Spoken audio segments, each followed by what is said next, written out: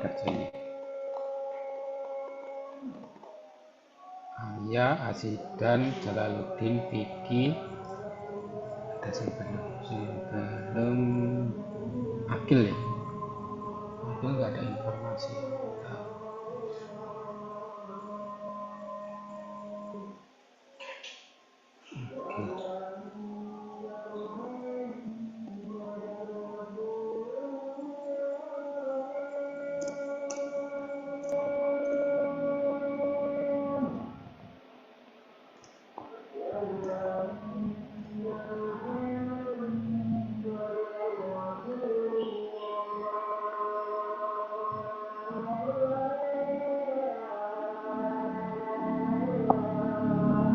Ini kurang Akil aja sih.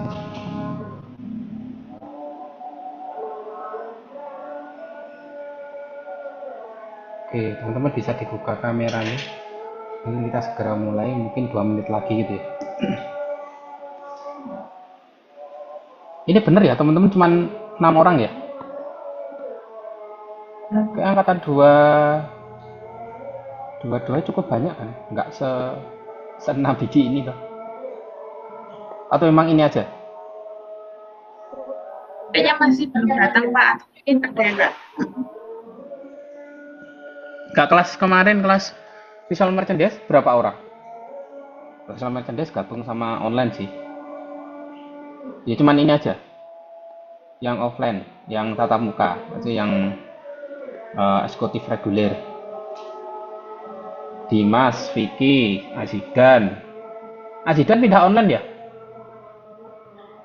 Enggak. Dan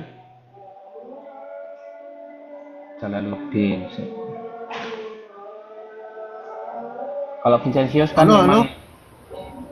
Kamu pindah online tak? Dan pindah kelas Enggak sih online? harusnya. Enggak kan ya? Enggak. Oh, kemarin kok ada yang apa? Membahas Zidan itu katanya pindah ke online gitu. Enggak kan ya?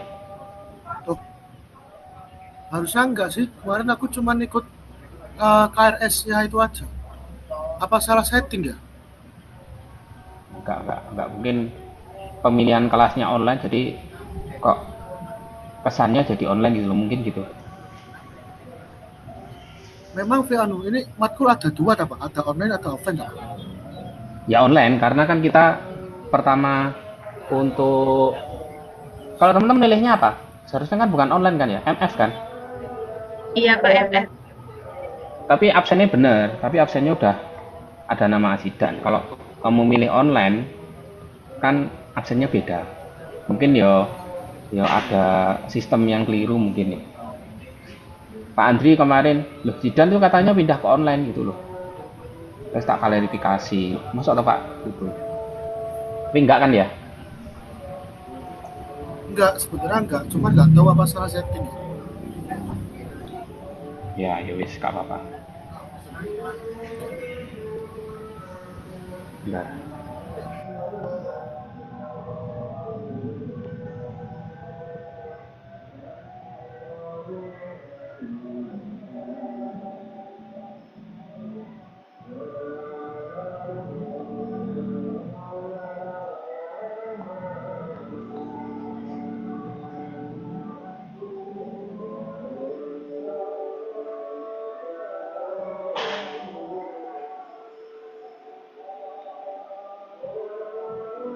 Wes, mungkin saya mulai ya teman-teman ya.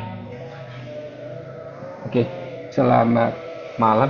Assalamualaikum warahmatullahi wabarakatuh. Waalaikumsalam warahmatullahi wabarakatuh.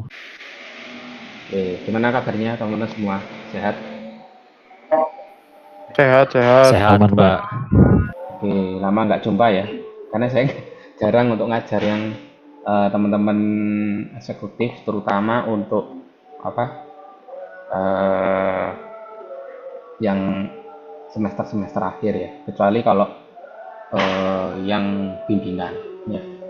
Jadi mungkin terakhir kita ketemu di semester 4 ya, 1 tahun kemarin di mata kuliah repro. Setelah itu kan nggak ketemu sama sekali. Mungkin teman-teman lebih banyak ketemu ke dosen-dosen yang ngarahnya ke branding gitu ya. Karena memang Untuk fokusnya akan ke branding.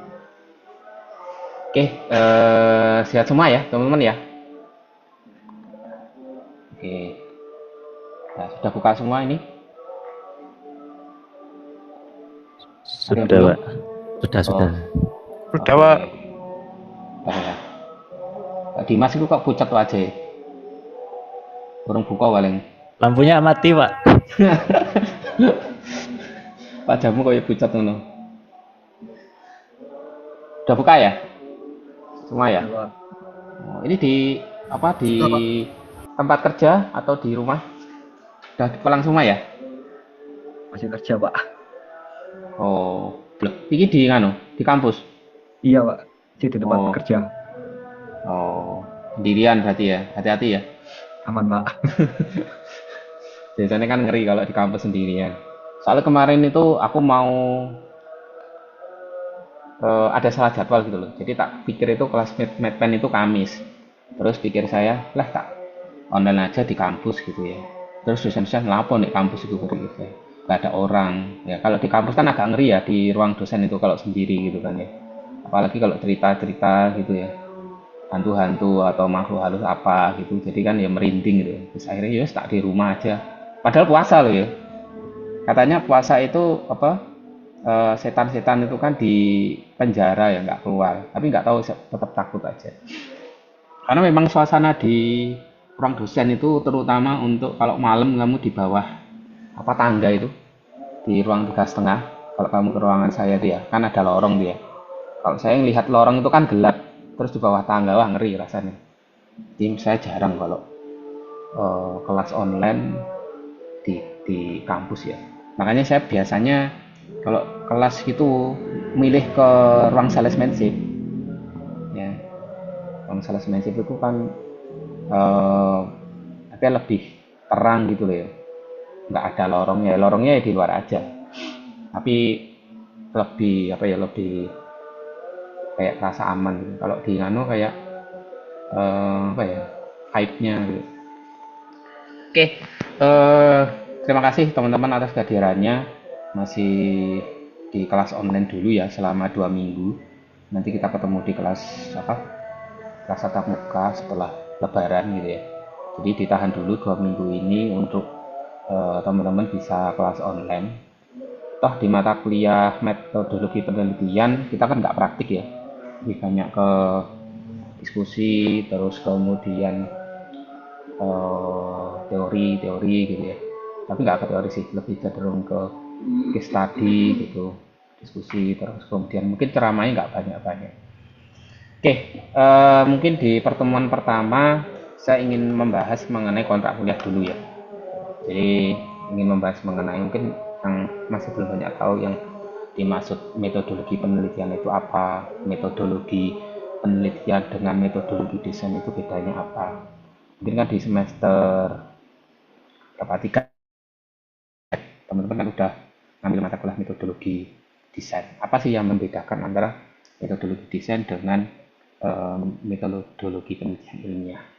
Ya, namanya beda, tapi berarti muatannya kan beda.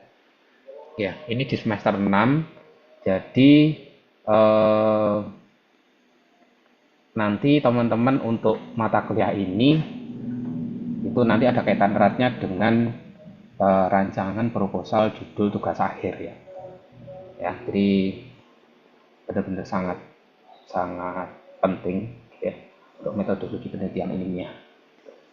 Saya mungkin share screen dulu ya, sambil nanti dilihat PPT-nya, dipahami secara seksama untuk apa yang saya sampaikan. Kayak awal itu momen berharga untuk teman-teman tahu mata kuliah ini itu nanti sejauh mana bisa membuat teman-teman itu punya kayak refleksi gitu, atau kedepannya itu kayak gimana sehingga nanti tahu ya, tahu dan mau untuk berpikir kritis gitu. Jadi kalau metode penelitian ilmiah itu kalau nggak mau berpikir kritis, kita akan sulit nyari judul yang bagus gitu. Oke, saya share screen dulu ya untuk PPT-nya. Ini kakiku cokotin apa nyamuk ini. Bentar.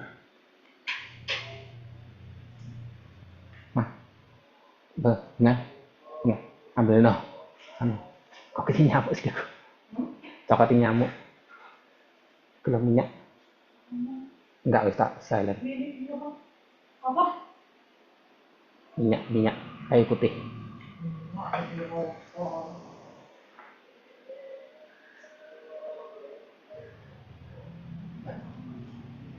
Oke, kaki saya berhubung gigitin nyamuk ini. Kita kasihkan dulu. Oke, kelihatan ya teman-teman ya? Sudah. Nah, Ya, kelihatan, Pak. share screen dulu. Kita apa?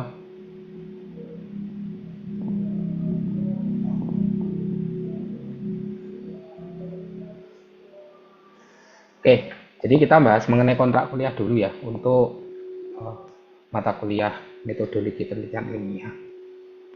Oke. Jadi mungkin mata kuliah ini benar-benar berbeda ya dengan mata kuliah yang lainnya. Jadi yang nyambung ke mana? Ini mata kuliah benar-benar yang baru, membutuhkan apa ya? Membutuhkan tingkat pemahaman yang lebih dibandingkan mata kuliah lainnya. Dan meskipun 2 SKS ya, 2 SKS tapi prosesnya panjang. Oke, jadi mata kuliahnya metodologi penelitian ilmiah atau metode penelitian ilmiah. Jadi kita kupas satu-satu.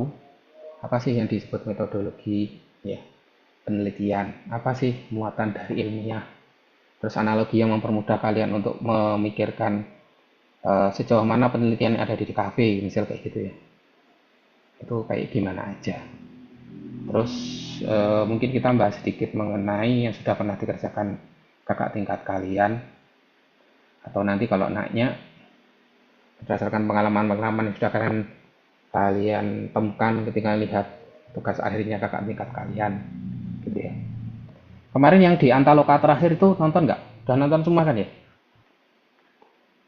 Antaloka yang gabung antara kelas eksekutif sama kelas reguler. Antaloka yang dua MCC di itu, Pak. MCC. Nonton nggak? Yang di MCC itu, Pak. Iya. Iya, Pak, kemarin. Sorry. Pak Kades, Pak. Halo. Yang di MCC Pak Kades atau? Enggak, setelah Pak Kades ada Antaloka. Oh, yang Pak Kades kita lihatnya. Oh, yang Pak Kades. Yang Antaloka Iya. nggak lihat ya? Iya. Pak. Oh.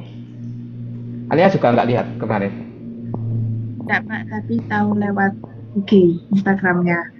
Ya ngerti lagi kok kamu nggak mengunjungi. Kejauhan Pak mau kemana? Kalau sebelumnya, Antaloka yang sebelumnya, yang di kampus, enggak juga. Belum Pak, belum pernah ke Antaloka. Waduh. Jadi Antaloka mungkin di semester ganjil depan ya. Jadi ganjil depan teman-teman diingat-ingat untuk melihat pameran Antaloka ya. Kalau pameran Antaloka itu kan pameran tugas akhir. Kalau Pak Kades itu pameran UAS, beda kan? Ya. Kalau Antaloka itu pameran tugas akhir. Kalau Pak Kades itu pameran UAS. Ya. Jadi untuk yang semester ini ada nanti untuk pameran Antaloka. Jadi teman-teman memastikan untuk bisa mengunjungi ya. Kalau nggak gitu kalian nanti golek judul kangelan, kesulitan. Oke. Ya, saya akan jelaskan dulu. Untuk mata kuliah ini saya masih ngampu pertama kali ya. Jadi sebelumnya kalau teman-teman tahu yang ngajar mata kuliah metode penelitian ilmiah sebelumnya itu Bu Yuni. Terus kemarin beberapa ada masukan dari masukan beberapa dosen dalam artian coba kita mengubah beberapa susunan untuk pengajar metode penelitian ilmiah dosen DKV gitu ya. Dalam artian Bu Yuni kan memang bukan orang DKV, dalam artian dia memang orang bahasa ya. Jadi yang memang core-nya teman-teman dari DKV. Coba kita susun gitu, dan akhirnya yang keplot saya sendiri ya, yang ngajar untuk metodologi penelitian ilmiah. Terus saya ngobrol sama Pak Yogi, saya ajar aja Pak, coba saya bantu. Kemarin sebenarnya ada pengennya Pak Andri ya, ngajar Pak Andri atau saya yang ingin ngajar metode penelitian. Berhubung Pak Andri mata kuliahnya udah banyak gitu ya, akhirnya saya eh, yang ngampu untuk mata kuliah ini. Oke, ya masih ingat ya nama saya ya semua ya, jangan sampai lupa ya. Jadi kalau ada kebutuhan terkait dengan eh, masalah prodi atau masalah kuliah, bisa menghubungi saya terkait dengan eh, hal-hal yang mungkin ada urusannya dengan perkuliahan, urusan dengan akademik, nanti bisa menghubungi saya. Jadi untuk mata kuliah ini 2 SKS nanti selama 1 semester di periode awal. Terus bleset, semisal bleset pun nanti di periode kedua teman-teman tetap bisa ngejar, dalam artian persiapan untuk perancangan proposalnya itu masih bisa dilanjutkan sampai ke periode 2. Karena kita kan berhentinya di periode 1 ya, setelah UTS pas UTS ya. Jadi setelah itu teman-teman bisa ngelanjutin progresnya masing-masing ya. Yang penting 7 pertemuan ini saya memberikan memberikan perkuliahan itu memang benar-benar untuk perancangan proposal. Oke, ini hasil karya dari AI ya, yang sudah pernah, yang kemarin saya buat juga. Ya ternyata hasilnya luar biasa. Saya sebenarnya sedikit bercerita bahwa kadang AI itu juga membantu ya, terkait dengan mungkin mencari referensi hanya sekedar untuk hiburan, atau mungkin membuat PPT, semisal kita sudah nggak dapat gambar semua berbayar gitu kan, akhirnya kan kita nyarinya gratis gitu.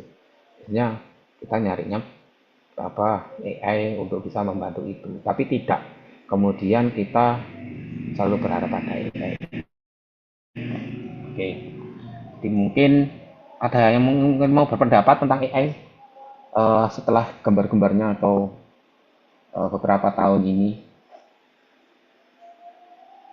Ini kan bekerja semua ya, semua memanfaatkan AI enggak? Ini teman-teman. Pakai, Pak. Pakai buat apa Dimas?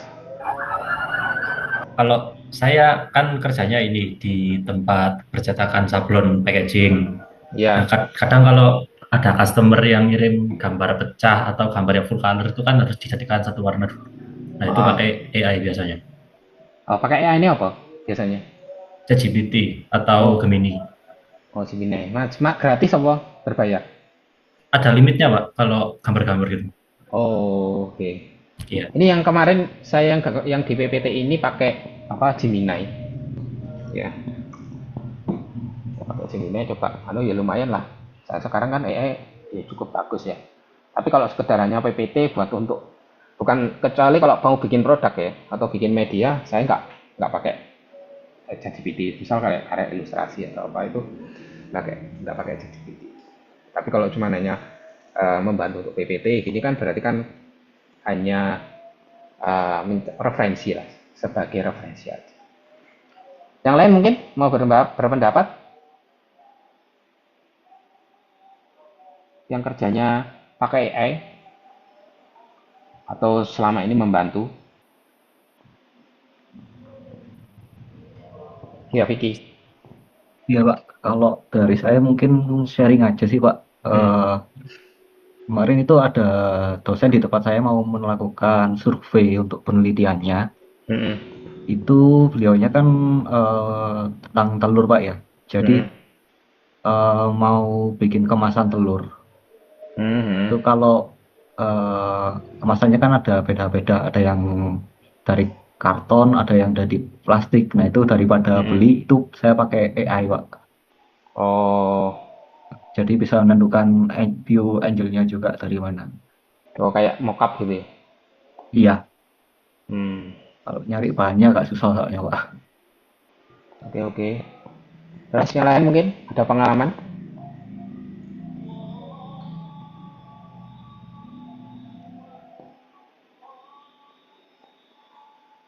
Nggak ada. Ya, nanti kita sedikit bahas mengenai ini ya, terkait dengan pemanfaatan ini untuk produktivitas ketika kalian melakukan penelitian. Kira-kira seberapa butuh, misal kalau AI di apa ya menjadi tool untuk membantu kalian.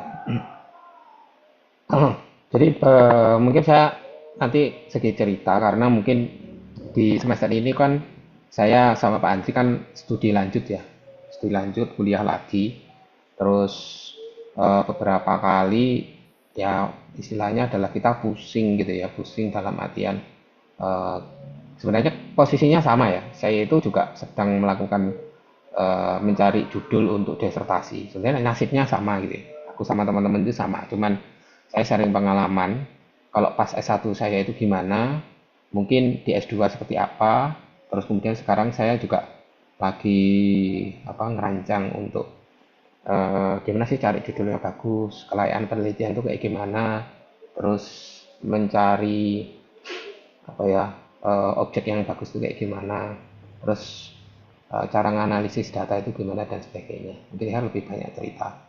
Beberapa kali saya dibantu AI untuk mencari apa ya mencari brainstorming gitu ya. Kira-kira cocok nggak dengan ini? Sampai saya sering diskusi sama ChatGPT ya. Kalau kayak gini gimana gitu ya. Jadi cukup membantu ya. Dalam artian dia tidak dikopas untuk bikin latar belakang gitu. Terus selama kita tahu apa ya kita tahu koridornya ataupun sing mikir adewe, cuman yang membantu untuk mencari referensinya adalah AI gitu ya. Pakainya ChatGPT ya. Oke, sebelumnya mungkin kita akan sedikit membahas mengenai apa sih yang dimaksud metodologi penelitian ilmiah ya. Kalau ada pertanyaan gini, biasanya kalau membuat TA itu kan yang dipikirkan adalah gimana sih cara kayak gimana untuk karya tugas akhir yang bagus ya. Berarti kan kalian punya gambaran untuk membuat TA pasti pengennya bagus ya. Ada nggak yang kepikiran ini punya jawaban sementara atau istilahnya adalah apa ya jawaban sementara itu hipotesis lah. Hipotesa itu adalah suatu gambaran sebelum kita tahu jawabannya nanti diujikan ke masyarakat itu kita sudah tahu oh pasti kayak gini jadi kayak semacam kita ngeramal kalau kita nanti gini kayaknya bagus deh. Nah kalau pertanyaan kayak gini kira-kira apa yang menjadi kriteria karya tugas akhir yang bagus itu kayak gimana? Mungkin ada yang mau bantu jawab?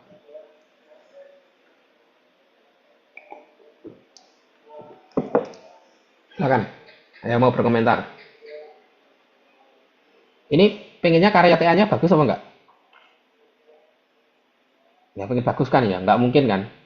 Kalian bikin TA asal-asalan itu kan nggak mungkin, pasti pengennya bagus.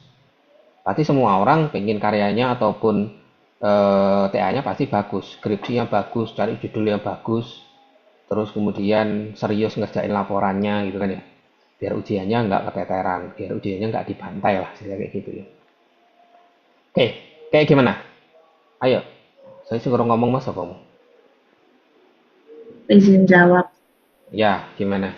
Nah, jadi kalau menurut saya karya tugas akhir yang bagus itu yang bisa dimengerti antara yang pembuat sama yang penerima. Kan banyak kan sekarang kasusnya yang di online itu banyak mahasiswa yang ikut tugas akhir tapi kayak ngajukan judulnya itu nggak sesuai sama isinya gitu Pak.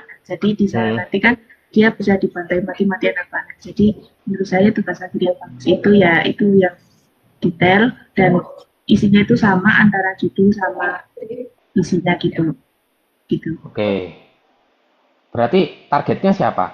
Berarti yang baca itu masyarakat, mahasiswa atau apa? Pemahamanmu yang mana? Untuk sementara itu antara pembuat sama yang itu loh Pak, peneliti, bukan Oh, yang peneliti. penguji Pak, penguji. Penguji. Iya, Oke. Ya wes, maksudmu adalah si peneliti dan masyarakat gitu kan ya? iya, iya. Oke. Oke, menarik ya jawabannya.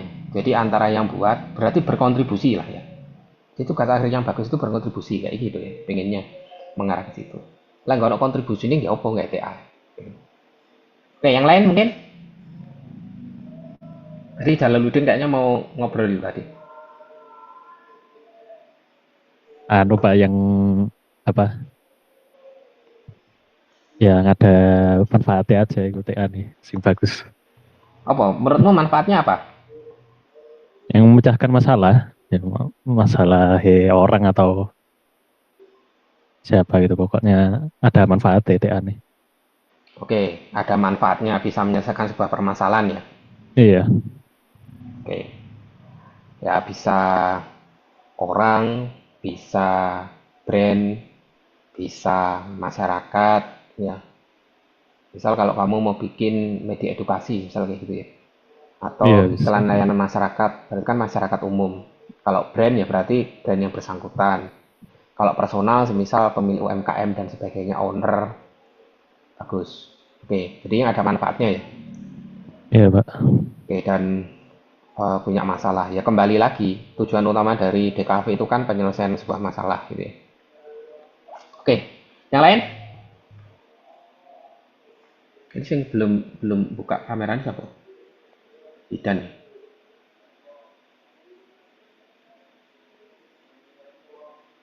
Oke, jadi semua punya kategori ya? Atau oke, oh Idan kerja di tempat kerja kamu.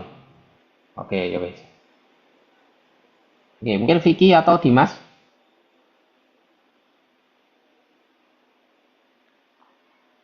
Ya dulu dari D2 sama Vicky ya? Bukan Pak, Oh, kamu dari nganu, dari maksudnya? mulai awal S1 Pak. Oh, Cuma angkatan 2020 aja Pak. oke, oke. Tak kira dhisik nganu. Teman saya itu Pak kayaknya yang dari D3 kayaknya. Oke, oke. Punya gambaran nggak kira-kira? Kalau kamu kan biasanya di ruang lingkup apa kampus gitu kan ya? Kan pasti sering ketemu sama dosen, sering ketemu sama peneliti gitu ya. Menurut kamu kayak gimana?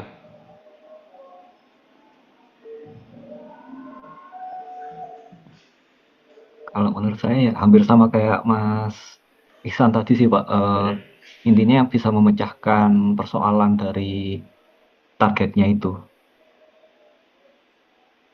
Oke, bisa memecahkan persoalan ya. Berarti sama aja Iya. dong dengan mata kuliah bahasa visual, mata kuliah ilustrasi dasar. Nah, terus bobotnya gimana? Kalau sama-sama aja. Ya. Jadi tugas akhir kan punya bobot tuh. Ya, Iya. punya bobot permasalahan yang kompleks lah istilahnya kayak gitu ya. Dibandingkan hanya tugas-tugas ilustrasi dasar, tugas repro, tugas eh, visual merchandise atau di semester depan ada desain kemasan gitu ya. Jadi lebih kompleks ya. Ya. Tapi sebelum kita tahu itu kan mungkin teman-teman masih belum paham mengenai metodologi penelitian ya. Ya. Ini ada analogi ini terkait ya semisal semua orang kan kepikirannya adalah bagus ya, membuat karya bagus, membuat karya tugas akhir bagus, membuat penelitian bagus. Semisal gini, kamu kerja di studio atau kerja di sebuah agent gitulah ya, atau sebuah agent yang fokus pada pengembangan brand development itu ya. Terus bos Anda menyuruh Anda membuat logo dengan klien brand olahraga. Ya, anggaplah sejajar dengan Nike ya. Nah, kalau kamu sebagai pekerja kan pasti mau tidak mau kan harus mematuhi ya.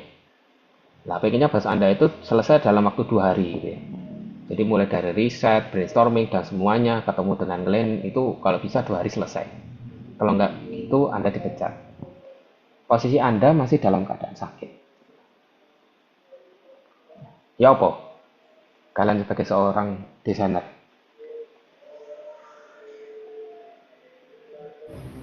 Mohon izin jawab Pak Valdi. Oke, ya, Dan. Kalau saya dulu waktu pernah mungkin kasusnya bukan buat logo ya, tapi buat template desain. Ya nggak se ekstrim dipecat juga ya kalau misalnya nggak selesai ya. Tapi memang waktu itu ada proyek 3 hari harus selesai, memang urgent. Jadi saya maksimalin 1 minggu itu saya nggak ambil cuti sakit dulu. Saya usahain karena pasti setelah 3 hari kan pasti ada revisi. Jadi saya pastikan 1 minggu itu sudah selesai semua sama revisi-revisinya. Kalau sudah baru saya ambil cuti untuk istirahat. Oke, berarti di sini ada yang namanya manajemen. Ya. Jadi ada yang dimaksud dengan manajemen. Yang lain mungkin?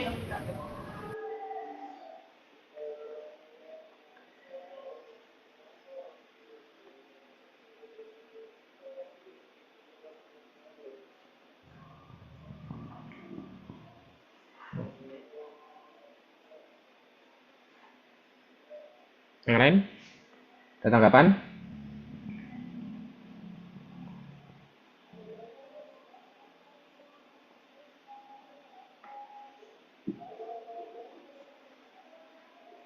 Oke.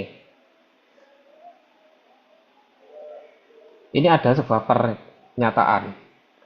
Ya. Macet adalah solusi, jadi bukan masalah. Apa kira-kira yang dimaksud di sini? Ada yang tahu? Macet itu sebenarnya solusi, bukan masalah.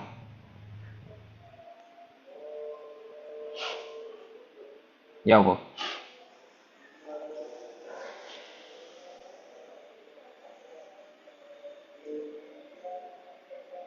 Kalian pernah nggak kepikiran ketika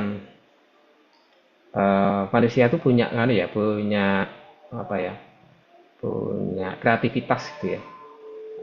Nah, kita dihadapkan pada situasi yang sulit gitu ya. Dunia itu kan serba bermasalah, serba ingin diberikan solusi ya.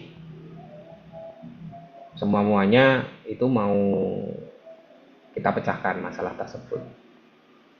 Ya, banyak tuh masalahnya banyak. Ya. Sama kayak macet gitu ya. Jadi secara mendalam kita kan perlu untuk memikirkan ya, ketika macet yang pertama kali Anda lakukan kan pasti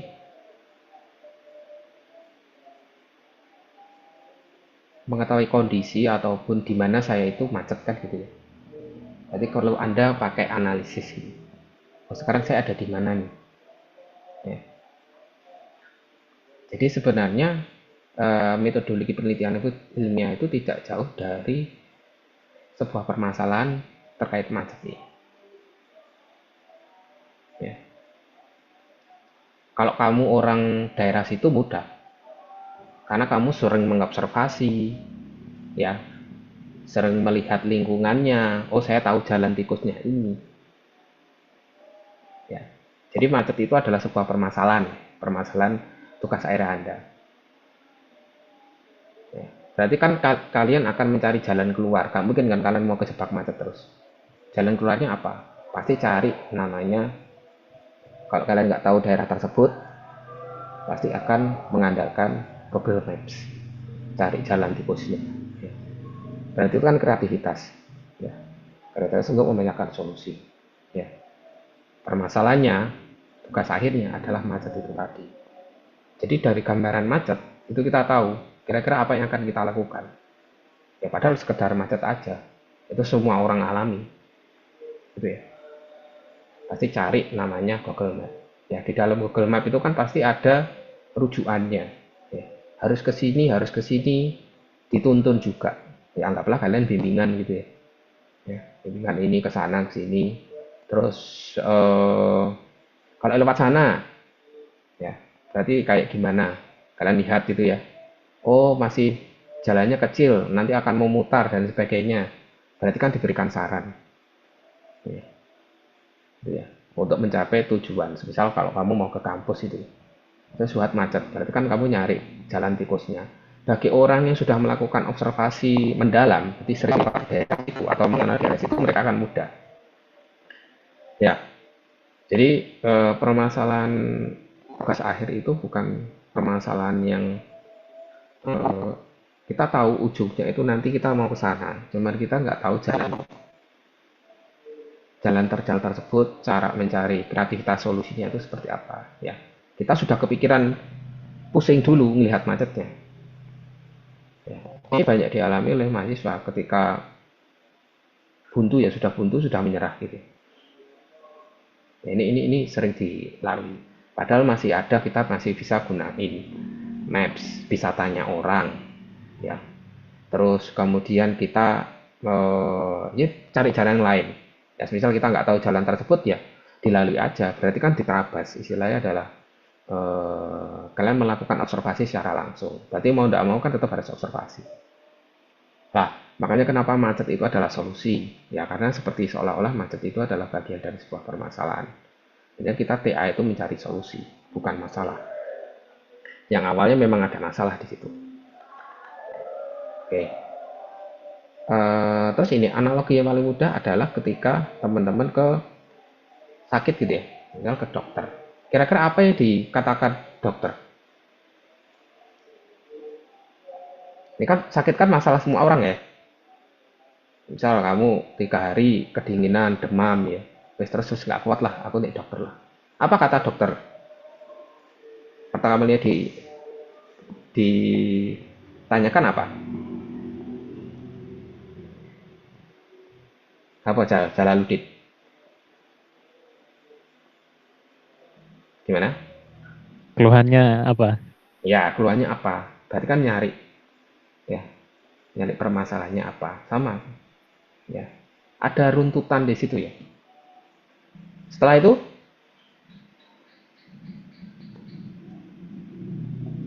keluarnya apa? Kan berarti kan kita bahas gejala-gejalanya itu ya. A, B, C, D harus jelas. Jadi nggak mungkin kan kita menipu ya. Misal kalian, oh tenggorokan saya gatal, nggak mungkin kan, kepala saya gatal kan, nggak mungkin, nggak boleh nipu kan. Setelah itu apa? Ya, udah berapa lama Ya itu sama jalan aja, itu itu? nanya juga Sama itu. aja ya. Kan diperiksa. Oh, Ya, ya, diperiksa dulu ya. Ya, berarti kan dites, ya, diobservasi. Ya. Oh ternyata benar, gitu ya.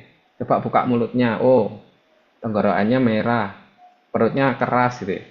Oh ternyata ini gejala flu, segala kayak gitu. Terus ditanyain lagi, berapa hari dan sebagainya. Lah, berarti kan ada klarifikasi antara observasi yang kamu lakukan dengan permasalahannya ada. Oke. Terus ini saya kasih solusi. Berarti kan dokternya akan ngasih solusi ya, ngasihkan obat. Berarti kan kalian membuat obat sesuai dengan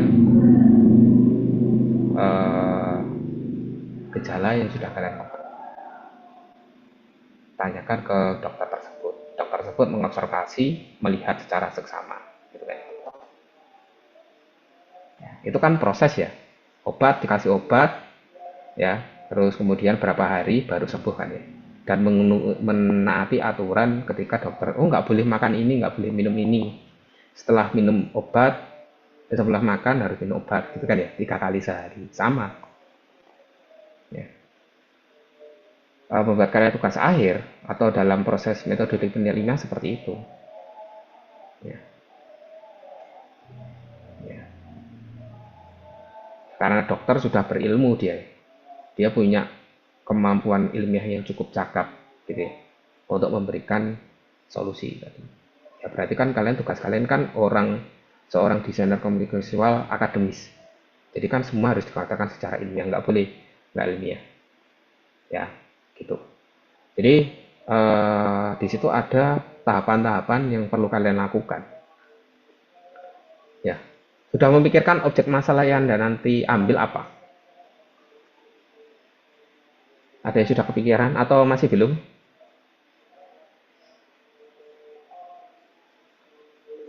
Tadi sudah kira-kira?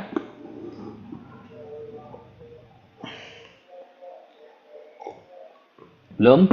Belum atau sudah? Izin Nadine tanya, berarti? Pak, Ya, gimana? kalau semisal kayak brand awareness itu boleh, Pak, Wah, masalahnya?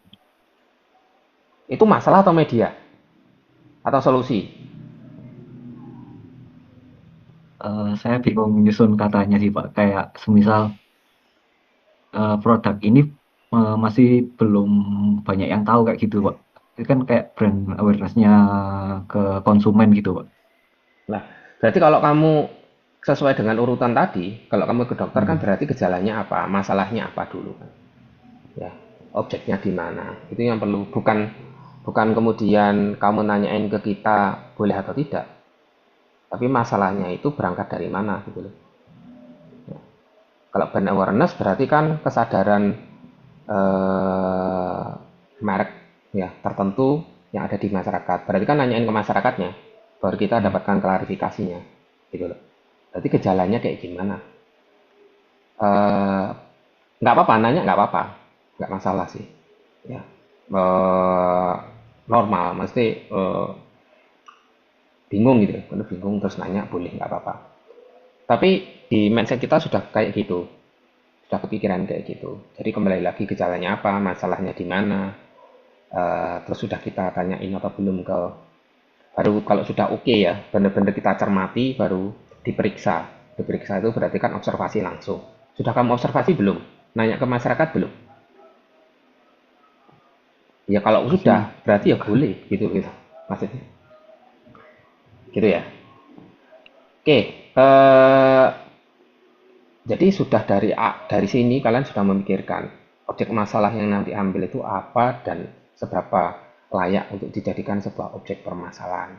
Objek masalah itu layak atau tidak aja. Layak nggak ini diambil permasalahan ini, layak atau enggak, atau kurang gitu. Aja masalahnya yang nggak terlalu penting-penting amat gitu. Jadi kita nyari yang paling penting apa di situ. Urgent lah istilahnya, urgent. Lah enggak, misal kalau nggak diambil dia nanti bakal bangkrut gitu ya. Kayak gitu. Jadi sepenting apa objek masalah tersebut itu benar-benar diberikan solusi. Lah akhirnya baliknya ke sini, metodologi penelitian itu apa dulu. Jadi kita bahas metode dulu ya. Metode itu adalah suatu prosedur cara mengetahui sesuatu yang mempunyai langkah-langkah yang sistematis gitu. Metode desain ya. Berarti langkah-langkah untuk mendesain itu apa aja. Oh, ada brainstorming ya. Ada masalah, ada brainstorming. Terus kemudian ada analisis gitu ya. Terus kemudian pembuatan konsep gitu ya. Terus kemudian pembuatan sketsa, terus produksi, terus kemudian eh, pengujian, akhirnya produk tersebut bisa launching ke masyarakat gitu. Jadi ada prosedur, ada tahapannya. Kalau metodologi itu ilmu ya. Kalau ada logi-logi itu biasanya ilmu atau pengkajian dalam mempelajari peraturan-peraturan dalam metode ilmiah. Itu metodologi ilmiah. Ya. Jadi pengkajian itu memikirkan gitu ya, atau keilmuan yang membahas mengenai peraturan-peraturan dalam metode ilmiah gitu ya. Jadi ilmunya, ya, metodologi berarti ilmunya. Kalau metodologi ilmiah atau metode ilmiah, prosedur dalam mendapatkan pengetahuan yang disebut ilmu gitu ya. Jadi kata kuncinya itu adalah ilmu atau pengetahuan. Jadi sifatnya itu rasional, teruji dan dapat dipertanggungjawabkan. Ya. Jadi gini, jadi ada tahap-tahap yang memiliki prosedur untuk mendapatkan pengetahuan yang bersifat rasional, teruji dan dapat dipertanggungjawabkan. Ya. Kalau nggak rasional, ketika kalian menyelidiki sebuah permasalahan tersebut, ya nggak bisa dipikirkan secara rasional, berarti gugur. Teruji berarti benar-benar bisa diuji, dilihat di masyarakat. Oh ternyata masyarakat membutuhkan ini, ditanya, ya. Bisa diajukan pertanyaan, bisa diajukan wawancara, bisa diajukan dilihat secara langsung, nyari apa sumber pustakanya, dapat dipertanggungjawabkan, berarti bisa diuji, biasanya gitu ya. Jadi kalau diuji itu melalui apa ya, forum ilmiah, berarti makanya ada ujiannya, gitu ya. Ujiannya metode ilmiah itu sampai ke tugas akhir ya, sama pameran ya. Jadi nggak berhenti sampai metode ilmiah saja. Ini hanya apa ya, memperdalam keilmuan. Pengujiannya tetap kalian lakukan ketika melakukan kegiatan penelitian, yaitu tugas seminar, tugas akhir sama pameran. Saya kayak gini, jadi anggaplah metodologi itu kayak kita mau bangun rumah gitu ya. Jadi kayak bangun rumah. Berarti kan kita apa yang perlu kita lakukan ya. Jadi kita tahu sketsanya gitu ya. Bentuk rumahnya seperti apa. Terus kemudian langkah-langkahnya juga ada kan ya. Harus menyiapkan lahan kan gitu ya. Terus fondasinya atau menyiapkan bahan-bahannya ya. Itu semua sudah dipikirkan. Yang paling mudah analoginya kayak gitu. Ketika butuh fondasi, fondasinya itu adalah ilmu itu tadi. Ya, gitu. Oke, terus medianya itu ya bentuk rumahnya secara visual. Kalau rumahnya bagus, ya otomatis terlihat secara kenampakan luarnya bagus. Ketika diuji, berarti ketika kita masuk, oh rumahnya luas, catnya bagus, terus kemudian bangunannya kuat, yaitu dipertanggungjawabkan. Kayak gitu. Jadi anggaplah penelitian itu adalah sebuah rumah di mana proses-prosesnya itu memang dilakukan secara bertahap, terus bangunannya kuat, fondasinya juga kuat. Ketika nanti bertahan sampai 20 tahun, 30 tahun, sampai 100 tahun, nggak ambruk. Ya, berarti benar-benar dipertanggungjawabkan. Berarti penelitian kalian itu penelitian yang bagus, bisa dipertanggungjawabkan ke masyarakat. Oke, kenapa medpen penting? Ya. Ada yang tahu jawabannya apa?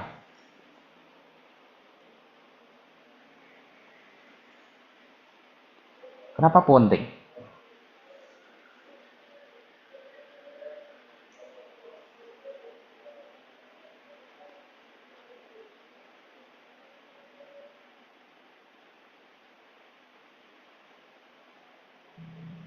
Kenapa sih harus ada medpen?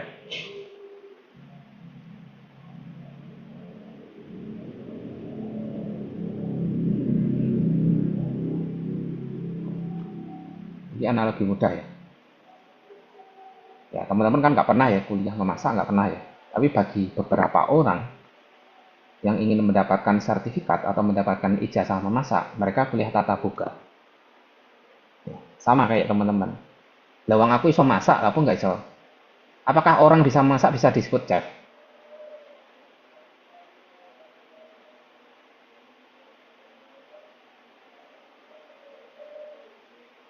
Ayo, gimana? Bisa atau enggak kira-kira? Belum tentu, Pak.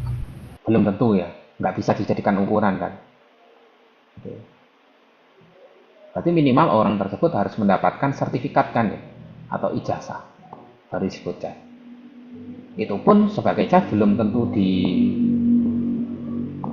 belum tentu dibuktikan ke masyarakat baru disebut chef. Ya. Kalau cuma hanya berdasarkan dari ijazahnya kok kan nggak mungkin. Ya, syarat dasar untuk mendapatkan sertifikat tersebut kan kuliah ya, sekolah ya. Sama seorang desainer. Ini beda ya kasusnya. Kalau dokter, ya pasti kalau teman-teman tahu disebut dokter karena dia kuliah dan mendapatkan sertifikat atau mendapatkan ijazah. Terus koas 2 tahun. Jadi kuliah dokter kan sulit ya. Pasti bisa disebut dokter, tapi disebut dokter ketika dia sudah punya sertifikat dan bisa praktek ke masyarakat langsung gitu kan ya, baru disebut dokter. Beda tapi kasusnya dengan desainer ya. Desainer apakah selalu dikatakan sebagai orang yang bisa desain? Apakah selalu disebut desainer kira-kira? Bisa. Tapi apakah disebut sebagai desainer akademik? nggak bisa. Jadi kalian itu adalah desainer yang punya kapabilitas bidang akademik, makanya butuh nilai. Karena kalian punya tahapan-tahapan dalam ruang lingkup akademik. Sama kayak dokter itu tadi. Kalian punya ijazah. Dan itu harus untuk dipertanggungjawabkan secara akademik atau ilmiah itu tadi. Teruji, ya, rasional, teruji, dan dapat dipertanggungjawabkan. Makanya harus ada meten ini tadi.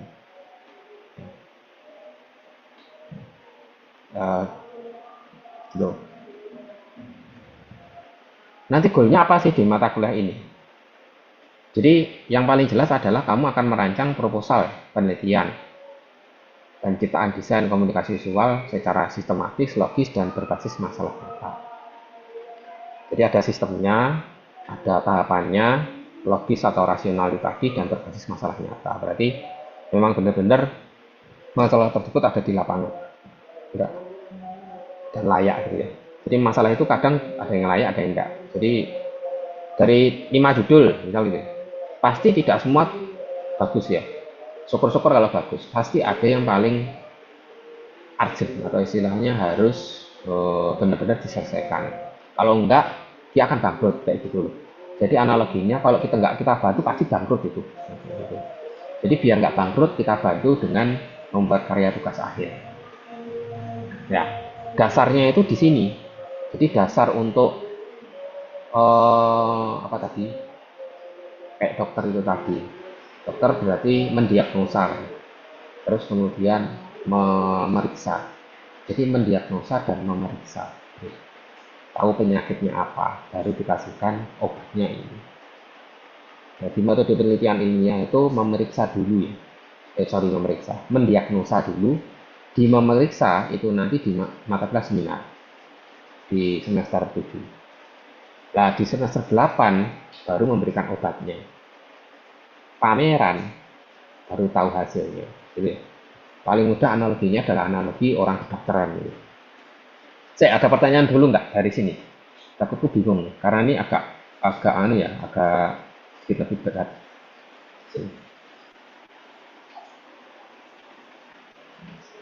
Saya mencoba untuk memahamkan dengan analogi yang mudah ya, biar tidak terlalu rumit. Karena bahasanya metode penelitian ilmiah itu kan kaku gitu, saintifik gitu. Istilahnya apa?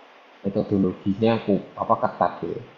Nanti Kak kasihkan awal juga saya kasihkan teoritik berat. Makanya saya analogi yang mudah. Ada pertanyaan nggak yang dibingungkan kira-kira di sini?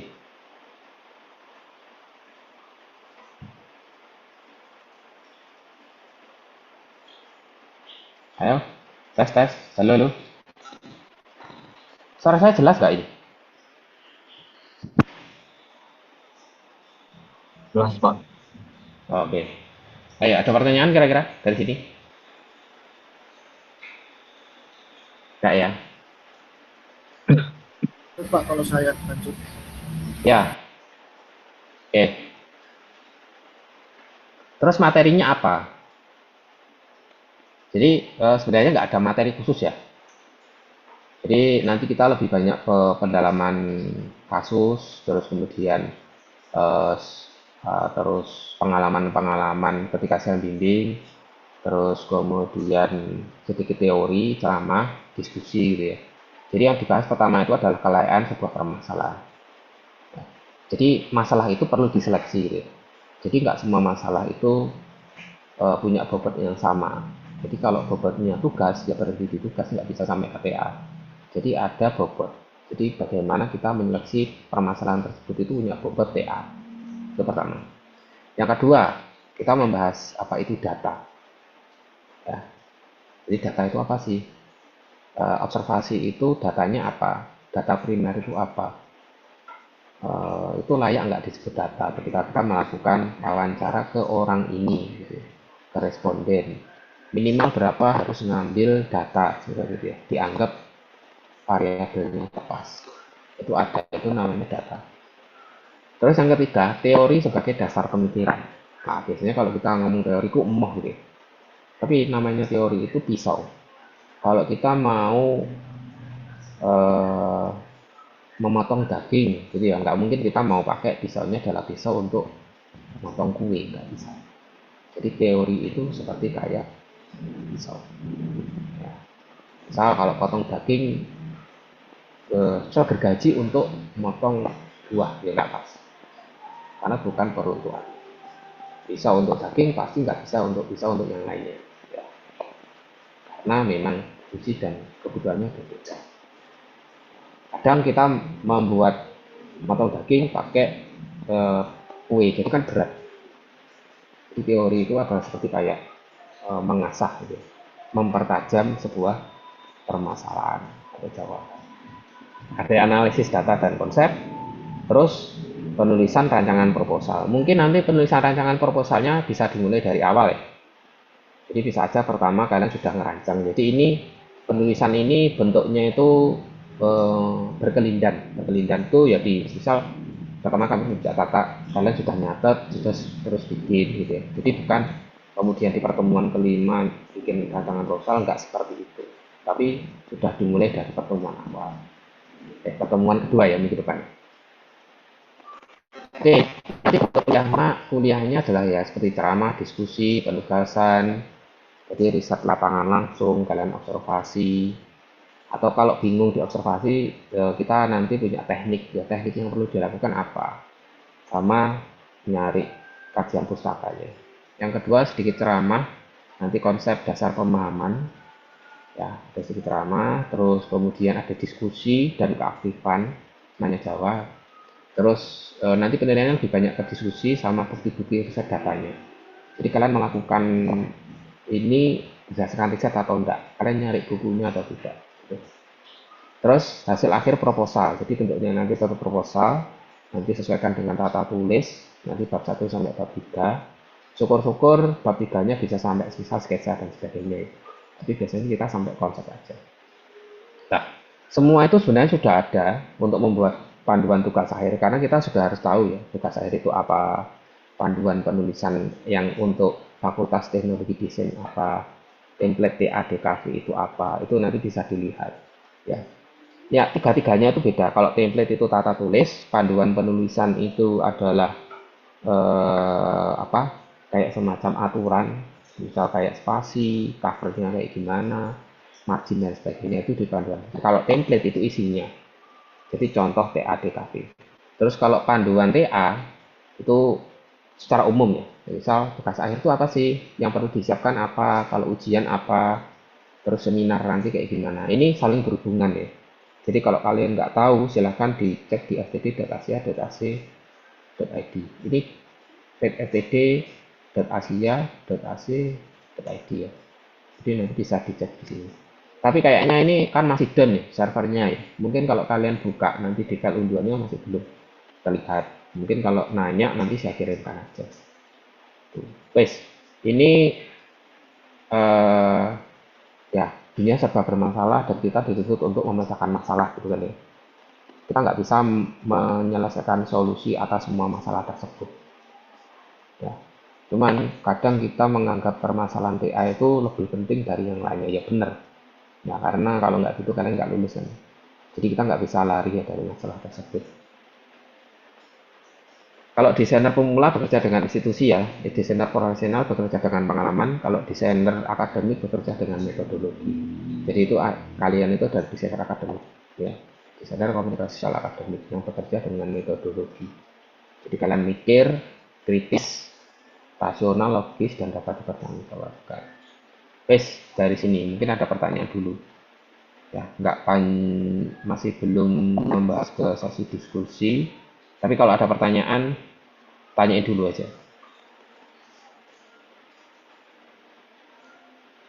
Silakan. Ini tadi keluar nggak ya PPT-ku? Keluar ya?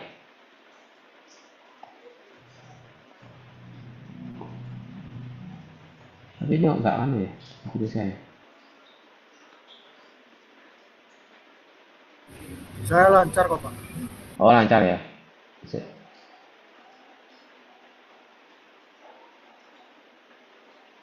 Share screen-nya tadi kena bisa nggak? Oh ya, kena nggak apa. Bisa Pak, aman. Wes, ada yang nanyain dulu. Tak stop dulu share-nya.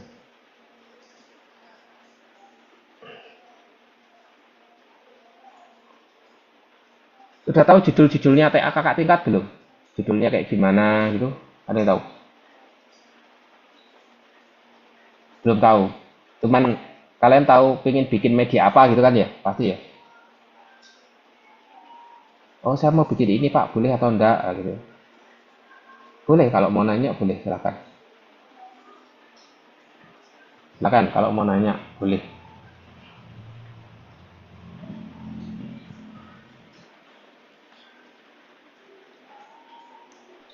Tak mau nanya. Ya, siapa dulu? Ya, Alia dulu coba. Ayo, gimana? Kalau misal TA-nya nanti itu diambil dari permasalahan UMKM sekitar, kan dia kayak visual identity sama brand identity-nya itu bisa kan Pak? Ya, berarti kan ingat tadi yang analogi dokter itu tadi. Kan perlu dinamakan cari gejalanya dulu ya. Kita gejala itu berarti perlu memeriksa. Ya, kalau perlu diperiksa kan berarti intinya bisa kamu nanyain. Kalau dokter kan bisa nanyain aja, berarti kamu bisa nanyain. Itu benar nggak gitu ya? Bisa selama itu nanti relevan atau selama layak. Jadi layak atau enggaknya itu harus diperiksa dulu. Ya, bukan karena membolehkan ya, tapi karena itu layak menurut kamu gitu ya.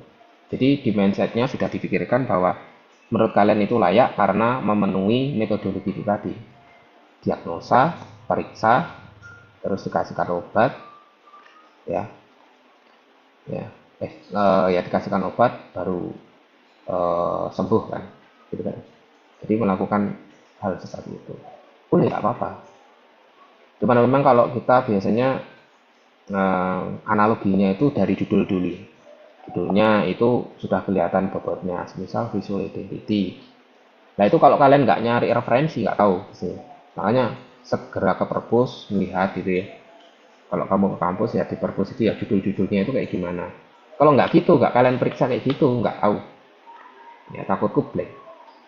Bisa, selama itu nanti kamu periksa, kamu cek visual identity, brand bla bla bla bla sebagai media informasi, misal kayak gitu.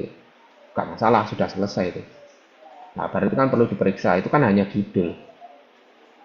Ya, masalahnya, objek masalahnya itu benar relevan atau enggak. Cuman biasanya kita punya gini, aturan. Aturannya kalau brand itu biasanya itu benar-benar kuat. Misal, dia sudah punya karyawan. Kalau nggak punya karyawan, nggak bisa dianggap. Ya, nggak punya karyawan, keuntungan. Ya, berarti keuntungannya besar. Nah, berarti brand itu kan harus penting atau layak. Biar kesannya nggak kayak gini. Kita UMKM-nya ala kadarnya nggak bisa. Itu UMKM itu harus benar-benar yakin dengan brandnya dia. Produknya bagus. Ya. Produknya masih belum bagus, tapi karyawannya sudah banyak. Oke. Omsetnya sudah besar, Pak. Skala UMKM-nya cukup besar. Atau produknya sudah bagus, dia sudah punya logo. Ya. Ya. Nah itu. Jadi di luar itu juga kamu lihat biar kita tahu. Kayak gambarannya kayak gitu. Ya. Yang lain tadi, Vicky, nanya apa? Tanya, berarti ini kita fokusnya ke riset Pak ya? Ya, maksudnya pemahaman mengenai cara meneliti dulu ya. Ya, riset itu sambil jalan. Karena risetnya mungkin akan jalan di mata kelas seminar. Kalian bimbingan masing-masing dengan dosen. Jadi pertama itu tadi, mendiagnosa. Jadi untuk jadi dokter kan perlu diagnosa, perlu ilmunya. Nah kita ilmunya nanti didiagnosa, pemeriksanya itu di mata kelas seminar. Yes, ya. Gitu. Tapi sudah kalau kamu kepikiran gitu, kamu kerjain mulai sekarang bagus gitu.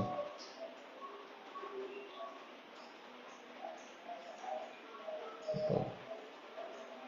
Misal kalian mau belajar observasi, gimana sih cara observasi? Observasi itu apa ada aja. Ada namanya observasi partisipan observatory. Jadi kalau kalian meneliti sebuah apa ya Anggaplah kalian mau meneliti suku asing yang ada di Papua, ya berarti kalian hidup sama orang sana, makan seperti cara orang sana, ya. Terus tidur seperti orang suku asing tersebut, atau misal suku yang ada di dalam hutan dan sebagainya. Itu namanya partisipan observatory. Jadi kalau kalian meneliti, misal anggaplah meneliti brand tersebut, tahu produknya kayak gimana, cara masaknya kayak gimana, tahu cara melayani, ya, cara menjualnya kayak gimana. Nah, itu observasi. Namanya partisipan observatory. Tapi bisa aja kamu tidak partisipan, bisa aja, boleh. Mungkin kamu lebih banyak penanya gitu ya. Ya. Itu ada ilmunya gitu ya, ada teorinya. Itu Pak, saya singgung sedikit. Itu nanti masalah di data. Bisa dilakukan saat ini, boleh, nggak melarang. Cuman biasanya kalau kita nggak tahu ilmunya kan bingung ya, takutnya salah nanti ketika meneliti. Oke, yang lain silakan. Wah, Jalaluddin ini tenang ini, kayaknya dia sudah dapat ide, dapat ini, apa insight. Wah, saya nanti akan ambil ini gitu ya. Atau Dimas, ayo, ada pertanyaan lagi? Mungkin kalau secara teknis mulai minggu depan ya, secara teknis pertanyaan lebih detail ya mungkin. Ini umum aja, boleh kalau kamu mau nanya.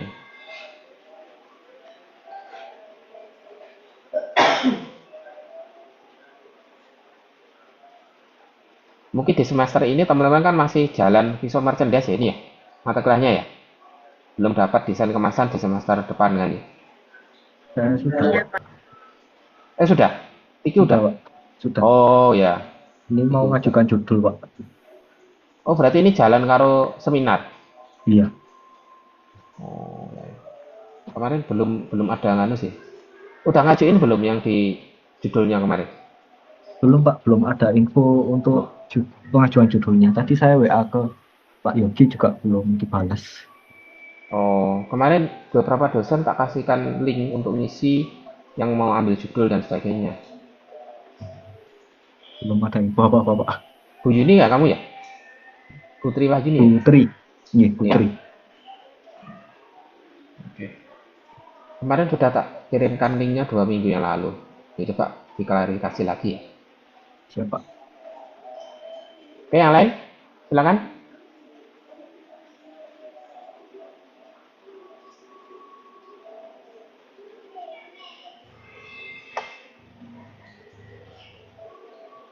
Oke. Mindsetnya adalah mindset macet adalah solusi tadi ya, bukan masalah gitu ya. Jadi kalian itu sedang membuat solusi, jadi bukan membuat masalah. Karena TA itu bukan masalah, itu adalah bentuk solusi ya, atas dasar pemikiran kritis kalian gitu ya. Jadi takutku kalian terbebani dengan itu, tidak. Ya, dosen-dosen kita atau saya akan sangat support kalau teman-teman masih ingin bagus. Makanya saya karya TA yang bagus itu kayak gimana? Yang menyesuaikan dengan kaidah ilmiah, berpikir kritis, runtut, gitu tadi ya. Terus kemudian terukur, dipertanggungjawabkan, itu tadi ya. Mau riset mendalam, mau ke masyarakat, mau lihat secara langsung produknya, mau bikin produk sebagus mungkin, medianya dibuat sesuai dengan apa yang dibutuhkan masyarakat. Tapi nggak selalu bagus kemudian tepat loh ya. Kadang yang bagus itu terlalu artistik tapi tidak menyelesaikan masalah, saking kebagusan gitu. Butuhnya kan nggak bagus. Anggaplah kalian mau bikin produk nggak bagus, yang penting kan tepat, efektif berarti. Ya. Kadang kalau kita ngomong bagus itu terjebak di artistik, padahal itu kan wilayahnya kadarnya kadar seni, bukan ke desain. Kalau desain kan efektif, karena kalian nggak membuat karya seni.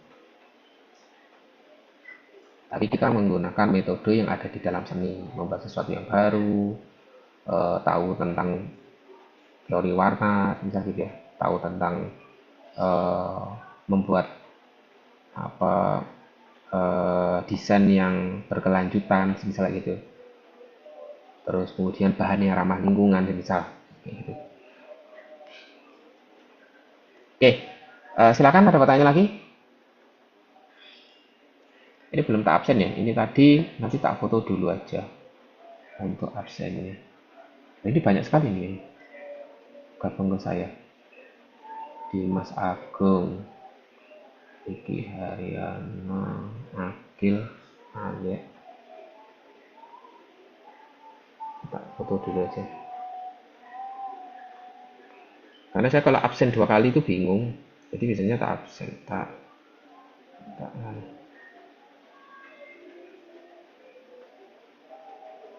Silakan kalau mau ada pertanyaan boleh ditanyain.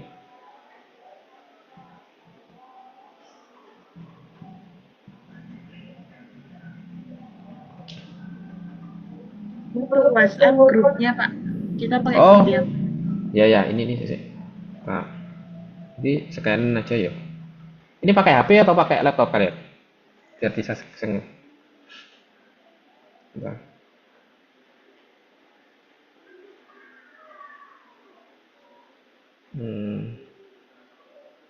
Untung ditanyain, kalau nggak ditanyain lupa ya biasanya.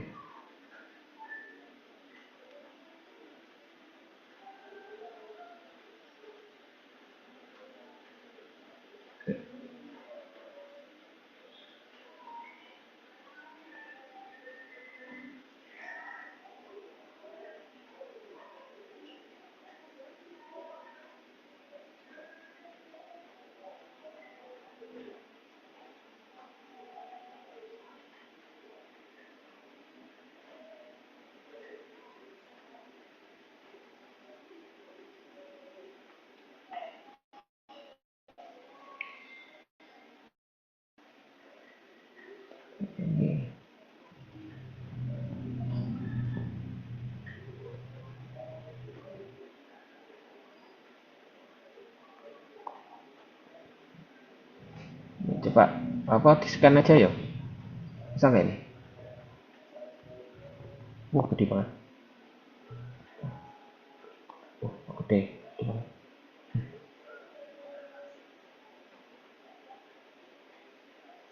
Coba di scan.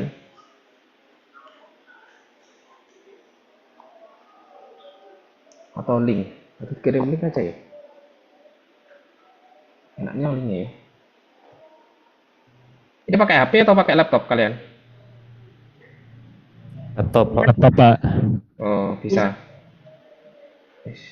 Coba itu join ke situ aja. Udah semua? Ini Jiro, Lupatmo,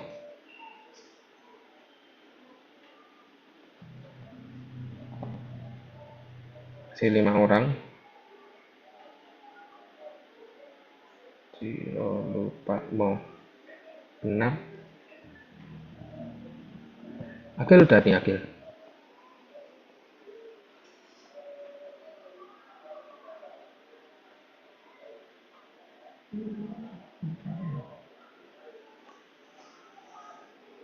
Udah semua? Oke. Gak ada pertanyaan? Yakin ya semua ya? Ya mungkin kita lebih detail ke minggu depan aja. Mungkin kalau ada pertanyaan ditanyain aja. Jadi di minggu depan kita sudah membahas terkait dengan perayaan dalam siapkan kira-kira 3 judul ya. Ya, 3 judul yang menurut kalian oke menurut kalian ya. Jadi nanti kita coba karya judul itu sudah baik atau belum. Jadi siapkan judul. Apapun pemikiran kalian boleh kalian masukkan dulu. Nanti perkara mau ada sumbernya atau tidak, atau observasi dulu dan tidak. Yang penting kalian memikirkan kira-kira judul ini oke atau tidak ya. Jadi minggu depan kita kupas gitu ya. Jadi 3 ya. Ya. Bisa objeknya sama, medianya sama ya, atau objeknya beda tapi dengan media sama boleh. Ya, yang menurut kalian oke. Ya. Jadi dasar aja, nggak usah dalam-dalam, nggak perlu. Misal kalau kamu mau observasi boleh, nggak pun juga nggak apa-apa. Yang penting ada judul dulu ya. Oke, 3. Jadi ngarahnya ke branding ya semua ya. Jadi nggak boleh ke ilustrasi atau ke media rekam. Jadi fokusnya adalah ke branding ya, sesuai dengan mata kuliah sudah kalian dapatkan. Paling umum ya kemasan, visual merchandise, atau visual identity, Ya, umum itu. Atau kalau mau bingung, kamu ke perpus saja. Nah, lihat langsung judul-judulnya, saya mau bikin ini, itu mudah. Ya, gitu ya teman-teman ya. Jadi mungkin kita ketemu minggu depan. Kalau nggak ada pertanyaan saya tutup ya untuk pertemuan kali ini. Oke, sebelumnya terima kasih atas perhatiannya. Saya tutup. Wassalamualaikum warahmatullahi wabarakatuh. Selamat malam ya semuanya ya. Oke. Malam, Mbak. Malam, Halo, Mbak. Pak. Oke. Saya tutup ya semuanya ya.